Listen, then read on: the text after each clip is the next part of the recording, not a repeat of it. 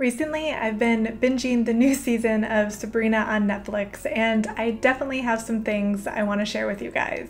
I thought it would be fun to analyze the show a little bit and look at the way they choose to portray certain historical elements of witchcraft and paganism. Firstly, obviously, this show is not trying to be historically accurate, and that's totally fine. I actually love how campy and ridiculous this series is. And of course, if they tried to actually portray modern witchcraft, the show would not be nearly as exciting. I mean, real witches aren't exactly bringing people back from the dead and fighting demons. Though I do find it fun that they did in fact bring in some elements of historical witchcraft, and that's what we're going to be going over today.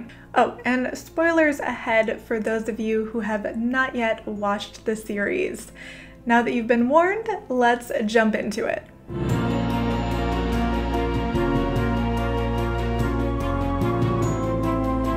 The first interesting thing about the series is that the witches in the show are Satanic witches. Praise Satan. This is quite a bit different from other TV shows that are inspired by lighter forms of witchcraft, like Charmed, for example. I think the specific way they chose to portray Satanic witches and their worship of the Dark Lord is a super fun part of the show, and it does show a type of witchcraft that you don't usually see in pop culture. Actual demonic possession are extremely rare, despite what the false god and his propaganda machine would have you believe. So, did Satanic witches who worship Lucifer actually exist in history? Today, there are a small handful of people claiming to be Satanic witches, though historically we don't have much evidence for this type of witchcraft. This might be surprising, as the most commonly known historic events featuring witchcraft would probably be the witch trials that occurred in Europe and America, where people were killed for supposedly worshiping the devil. In reality, the vast majority of witches being persecuted during the witch trials were not even witches. Most of the people who admitted to worshiping the devil at the time were only doing so because they were being tortured. So we can't really take them at their word. The witch trials as a whole was mostly an excuse for the church to kill off Protestants or any undesirables in society, or anyone still hanging on to pagan traditions. Now, that doesn't mean witches didn't exist in the past. They definitely did, but hardly any of them would have been practicing satanic witchcraft. So while this aspect of Sabrina is super fun, it's not really based much in history.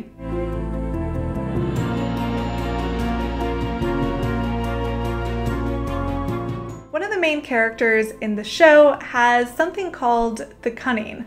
In the show, this means that she is a seer and can gain information psychically that others cannot. Historically, there are many accounts of women who are considered seers or able to see the future. The most famous historical seer is probably the Oracle of Delphi, but each culture has their own version of this practice. But why in the show did they use the term the Cunning? I find this interesting as it connects with a group of historical magical practitioners called the Cunning folk.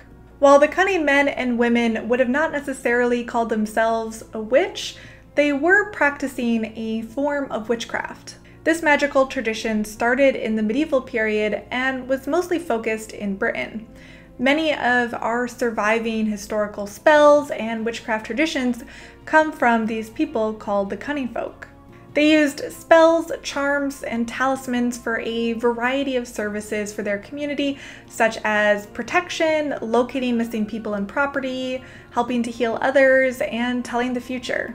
In the most recent season of Sabrina, Roz speaks with her deceased grandmother, who tells her that her family could not call themselves witches because they were good Christians. This is interesting because similarly, the Cunning folk considered themselves to be Christians, and they often even used Bible verses in their spells and charms. I'm not sure if the producers knew this about the Cunning folk when they were creating the show, but I do find this detail kind of interesting.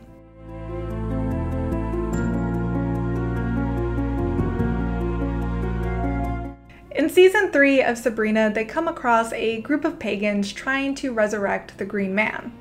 Historically, the Green Man is a fascinating and mysterious pagan deity. He is primarily interpreted as a symbol of rebirth, represented in the cycle of growth each spring. I have a whole video on the Green Man, so I'll link it down below in case you'd like some more information on this deity. In Sabrina, they tried to resurrect the Green Man by creating a giant humanoid effigy, more commonly known as a Wicker Man. They tried to sacrifice a virgin, in this case Harvey, by putting him inside of the Wicker Man. Now, the Green Man and the Wicker Man are not really historically related, though we do have some shaky evidence of a Wicker Man being created. One of the most popular accounts of pagan human sacrifice comes from Julius Caesar during his conquest of Gaul, where he reports to have seen the burning alive of victims inside a large wooden effigy. Though considering the Celts and Gauls were his enemy at the time, it's possible he exaggerated some of the details. So while it's likely that some human sacrifice did occur among the Celtic and the Anglo-Saxon pagans, we don't really know that many details, and it's likely that the violence might have been a bit exaggerated. As a side note, the whole representation of pagans in Sabrina is kind of ridiculous. I find it weird that shortly after the witches defeat the pagans, they also stop worshipping the Dark Lord and then start worshipping the Greek goddess Hecate. So even though the pagans were their enemies in the 3rd season, in the 4th season, they kind of become pagans themselves. In general, I think the show is super fun, and even though they're not exactly aiming for historical accuracy, I do like how they at least try to incorporate different aspects of witchcraft and paganism into their show.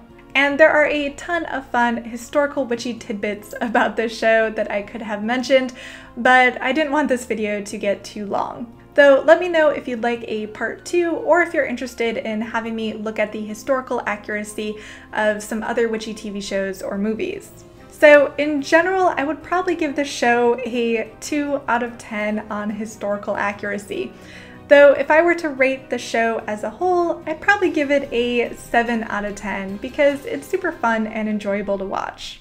Anyway, I really hope you enjoyed my video today. If you did, please hit that like button and consider subscribing, and I'll see you guys next week. Bye!